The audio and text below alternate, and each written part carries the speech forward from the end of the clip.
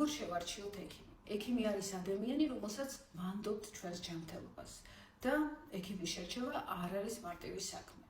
საქართველოში ექიმის შერჩევა ხდება სხვადასხვა გზით.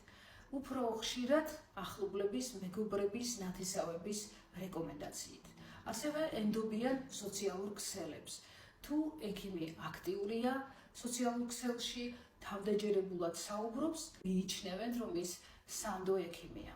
ან მაგალითად კითხულობენ შეფასებებს ამ ექიმის შესახებ სამედიცინო ჯგუფებში, მიუხედავად იმისა, რომ ეს შეფასებები ხშირ შემთხვევაში მიკერძოებულია. ზოგი ექიმის პოპულარობას ენდობა და თვლის, რომ თუ ექიმი ცნობილია, მას შესაძლებელი კარგია. გასაკვირველია, თქვენ შეგიძლიათ ენდოთ ახლობლების გამოცდილებას, წაიკითხოთ შეფასებები ექიმის შესახებ, დაათვალიეროთ მისი გვერდი, მოусმინოთ მას, როგორ საუბრობს ექიმი, მაგრამ რეალურ სურათს ექიმის შესახებ, რეალურ ინფორმაციას იძლევა ის კონსულტაცია, პირადი კონსულტაცია, რომელსაც თქვენ გადიხართ ექიმთან.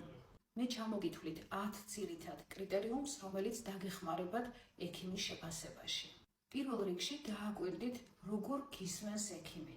გისვამს თუ არა კითხვებს, ინტერესდება თუ არა თქვენი მდგომარეობით. თუ ექიმი ღიზიანდება, როცა თქვენ მას კითხვას უსვამთ, ეს არ არის კარგის ნიშანი.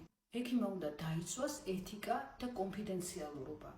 და როდესაც თქვენ მიდიხართ ექიმთან კონსულტაციაზე, კაბინეტში არ უნდა იყოს უცხო ხალხი, აი მაგალითად სხვა პაციენტები ან სხვა ექიმები, ანუ თქვენთვის უცნობი პირები. საყურადღებოა ის ფაქტიც, თუ ექიმი კონსულტაციის დროს გამუდმებით პასუხობს სატელეფონო ზარებს და ნაკლებ ყურადღებას გაქცევთ თქვენ. ეთილსინდისიერ ექიმს არ შეუძლია 100%-იანი გარანტიის მიცემა, რადგან მედიცინაში 100%-იანი აბსოლუტური გარანტია არ არსებობს და უფრთხილდით ისეთ ექიმს, რომელიც 100%-იან გარანტიას გაძლევთ. თუ ექიმი გინიშნავთ კვლევებს და განსაკუთრებით იმ შემთხვევაში, თუ ბევრი კვლევაა, მან უნდა აგიხსნათ, რა მიზნით ინიშნება ესა თუ ის კვლევა და რა ინფორმაცია შეიძლება მოგცეს მან. კარგ ექიმს არასდროს არ ეშინია სხვა პროფესიული აზრის მოსმენით. პირიქით, ის ინტერესდება ამით და საჭიროების შემთხვევაში, განსაკუთრებით თუ არასტანდარტული, განსაკუთრებული მდგომარეობა, ის თავად გადის კონსულტაციებს კოლეგებთან და ეს მიუნიშნებს ექიმის პროფესიონალიზმს და არა მის სისუსტეს. კარგი ექიმი არასდროს არ აკრიტიკებს კოლეგას პაციენტის წინაშე, თუნდაც არ ეთანხმებოდეს მის დანიშნულებას. ის მშვიდად ხსნის საკუთარ ხედვას, ცდილობს არ შეაშინოს პაციენტი და პირველ რიგში ზრუნავს პაციენტის ფსიქოლოგიურ კომფორტზე. უფრთხილდით ექიმს, რომელიც უხეშად აკრიტიკებს სხვა ექიმის დანიშნულებას.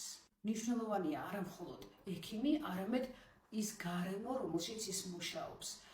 რამდენად ორგანიზებულია კლინიკა და რამდენად კეთილგანწყობილია სამედიცინო პერსონალი თქვენს მიმართ. არ არის გამორიცხული, რომ ექიმი ყველა ამ კრიტერიუმს აკმაყოფილებდეს, მაგრამ რაღაცნაირად ვერ ჩამოყალიბდეს ნდობა თქვენში ამ კონკრეტული ექიმის მიმართ და ვერ იგრძნოთ თავი კომფორტულად.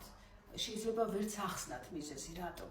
აი ამ შემთხვევაშიც სრულიად ნორმალურია თუ სხვა ექიმს შეარჩევთ. დაიმახსოვრეთ, რომ პირველ კონსულტაციაზე ექიმთან მიდიხართ არა მხოლოდ დიაგნოზის მისაღებად, არამედ იმის გასარკვევად, რამდენად არის ის თქვენი ექიმი.